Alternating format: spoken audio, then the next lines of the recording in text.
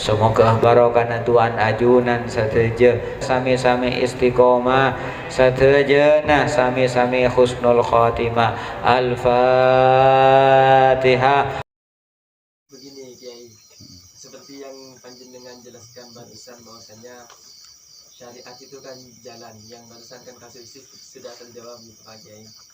Yang jenengan jelaskan bahwasanya syariat itu jalan, ada syariat Yahudi, ada syariat Islam dan macam-macam seperti itu. Ketika kita sudah berbaiat asyhadu an la ilaha illallah, mau tidak mau kita ikut syariat Muhammad seperti itu. Allahumma sholli alaihi. Kemudian syariat Nabi Muhammad itu kan apa yang beliau kerjakan seperti itu kan ya Kiai. Dan yang dari tadi dibahas itu aspek ketuhanan aja kayaknya. Kan padahal kompleks kan, ada aspek kemanusiaan, aspek hubungan kita dengan alam dan lain sebagainya, pokok seperti itu. Dari Nabi kemudian sejarah kemudian bergulir, ada ulama-ulama pasca Nabi dan lain sebagainya hingga sekarang. Kemudian ada beberapa pendapat-pendapat ulama itu yang oleh sebagian orang itu dikultuskan sebagai sesuatu yang suci juga, dan itu kemudian merasuk dalam syariat. Nah itu kan seperti yang jenengan katakan tadi, bahwa syariat itu syariat Muhammad gitu. Kemudian itu kan ada misalnya kayak begini, Nabi itu kan nggak pernah mengatakan talak 3 itu boleh gitu. Kemudian Sayyidina Umar mengatakan talak 3 itu hukumnya sah gitu.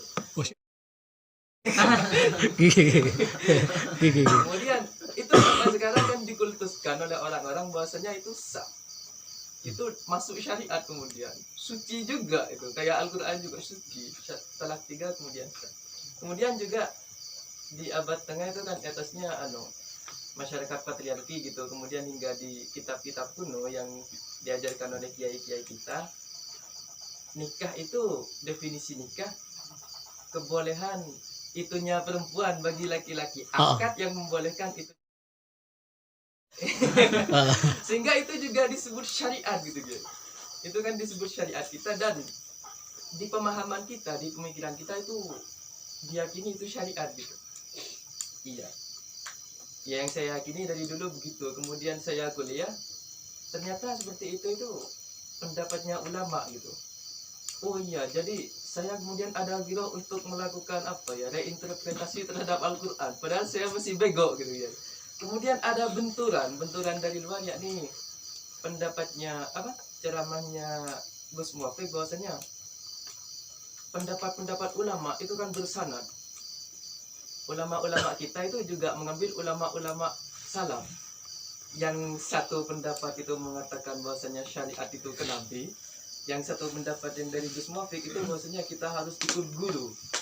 Dan saya berpendapat juga bahwasanya ikut guru total ya bagus, tapi juga kadang membatasi kreativitas kita gitu guys. Iya. Yang saya bingungkan ini kan, saya absurd gitu. Syariat yang sebetul-betulnya syariat yang jenengan dari Nabi itu yang kayak gimana gitu.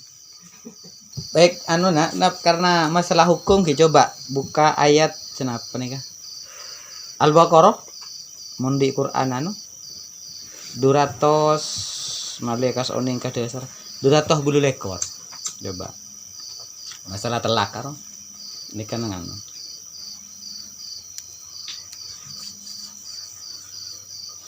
Al-Baqarah ayat 200 sangat lekor. Kan pun aku HP kamu sih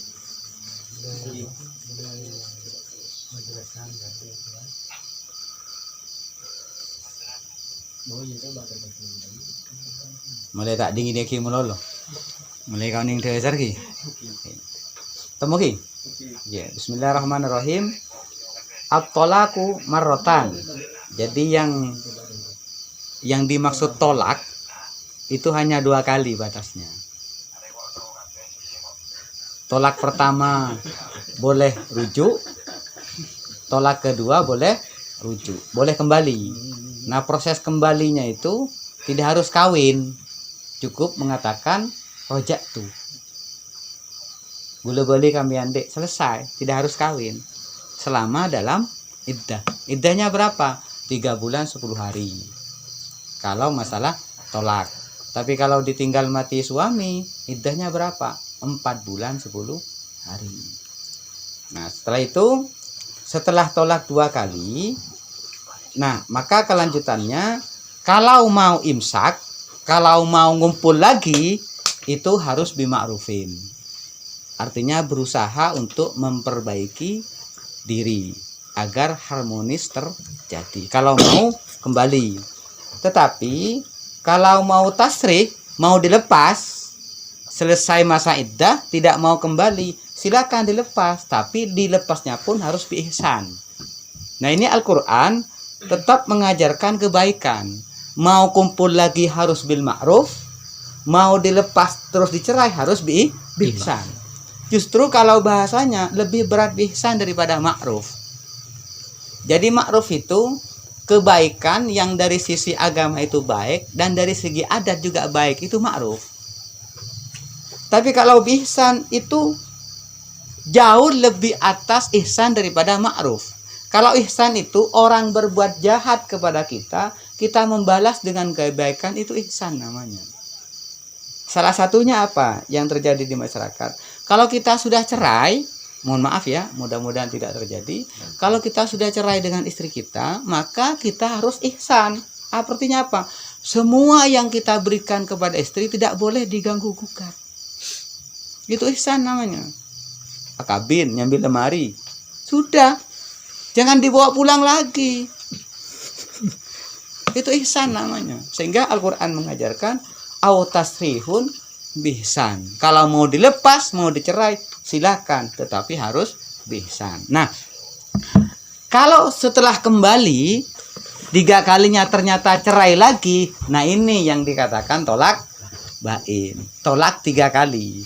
1 kali telak kembali, telak lagi kedua kali, kembali lagi, ternyata setelah ketiga kali telak lagi. Ini namanya tolak bain. Tolak bain ini tidak boleh kembali. Ini ajaran Quran ya, ajaran Quran.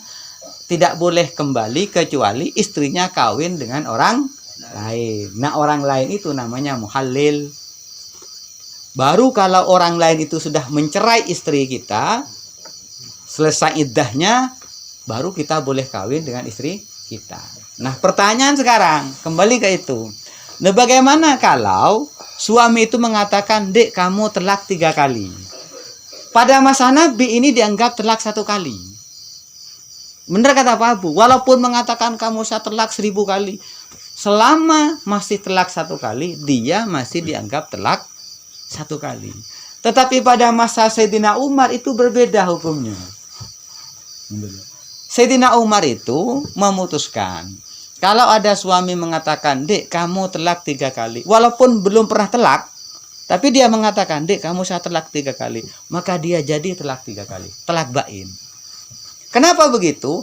Karena pada masa Sayyidina Umar, suami itu terlalu biasa mengatakan telak 3 kali, mengatakan telak 4 kali. Nah, untuk gitu loh, untuk menjaga muruah seorang istri, maka Sayyidina Umar kemudian mengatakan berijtihad itu termasuk telak 3 kali. Dan itu bagian dari syariat.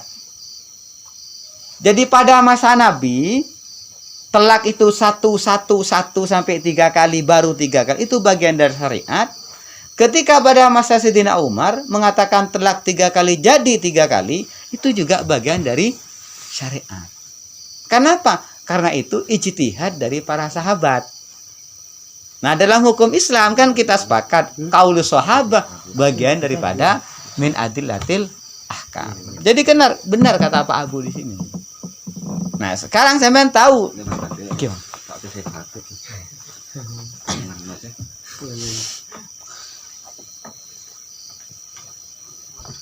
Nah, biarkan mono mungkin dasar. Nah, pertanyaan sekarang, mana sebenarnya kata-kata guru kita, kata Gus Muafik? Nah, selama sampean sudah tahu dasarnya seperti ini dan coba sampean terus lacak referensinya, maka ketika menemukan satu kebenaran yang menurut sampean itu benar, ya sudah selesai gitu loh. Kan diri kita itu kan punya keterbatasan dalam menjangkau referensi. Iya, punya keterbatasan, maka sejauh itulah kemampuan kita memahami sebuah agama yang dari guru-guru kita seperti itu. Maka saya kembalikan ke Sampean Tibi sekarang.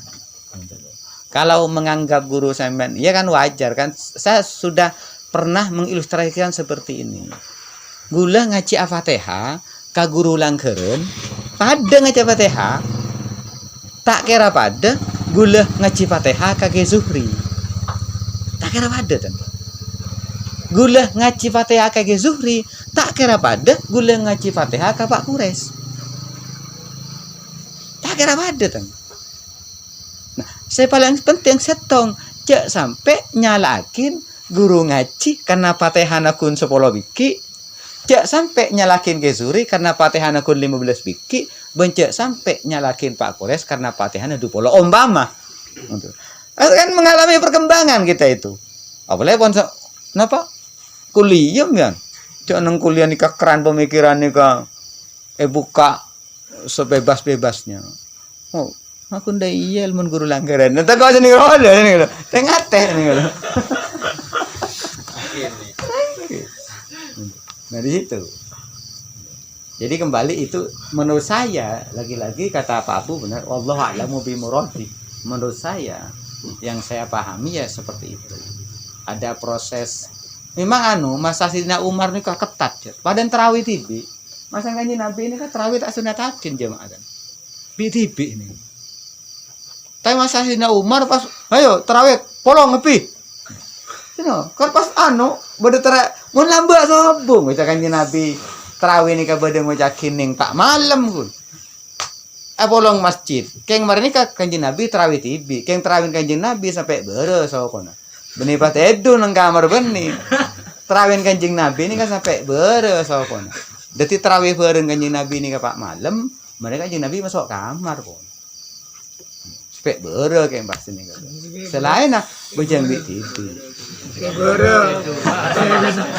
Kita kok salah paham. Mungkin kata kan terawih bareng ini. Wala ngerti jam bian ini gitu. Jadi terawih belum malam kun bian terawih jamaah, sisanya terawih di rumah. Kena dapat telo lekor ini kan kun, Bang. Ki mesti repot saya kena mun mano. Mun bi TV. Pada masa Sidina Umar melihat mana umat Islam nikah kan semakin menurun. Lah terawih bareng-bareng enggak pilih. Pas benih disunnahkan sih. Cuma dianjurkan kan kuy terawih berjamaah pas sampai makin. Memang banyak ijtihadnya Sidina Umar itu yang berbeda dengan tradisi Nabi punya. Pengumpulan Al-Qur'an baik, Quran tapi buku enggak nikah nih Sidina Umar. Gagas Sidina Umar. Mungkin nikah ngereng ki bede. Jangan lupa like, subscribe, dan nyalakan lonceng. Dukung terus channel kami.